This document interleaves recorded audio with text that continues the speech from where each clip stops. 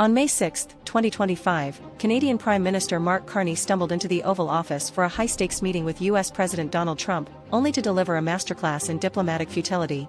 Facing a barrage of crippling 25% tariffs on Canadian goods, part of Trump's aggressive trade war, Carney arrived with little more than rehearsed platitudes and a wounded ego.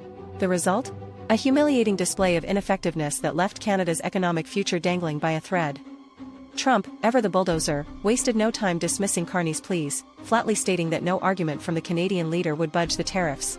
Adding insult to injury, Trump doubled down on his provocative jest that Canada should become the 51st U.S. state, a barb that exposed Carney's inability to command respect on the world stage.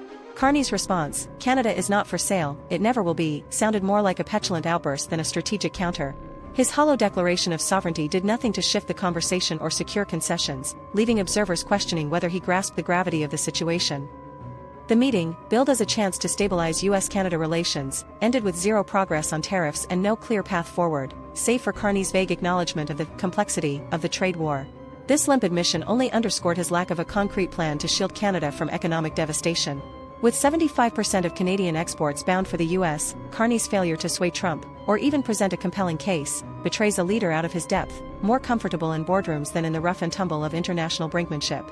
Carney's defenders might argue he stood up for Canada's pride, but pride doesn't pay the bills.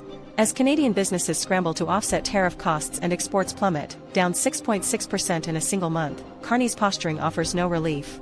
His pivot to diversifying trade with distant markets like Asia reeks of desperation, a band-aid on a wound he seems incapable of closing. Worse, his inability to counter Trump's dominance risks painting Canada as a pushover, inviting further economic bullying. In the end, Carney's White House visit was a flop, a missed opportunity to protect Canada's interests, squandered by a leader who mistook defiance for strategy. Canadians deserve better than a prime minister who can't deliver when it counts. I think it is safe to say that Carney and the Liberals screwed up again.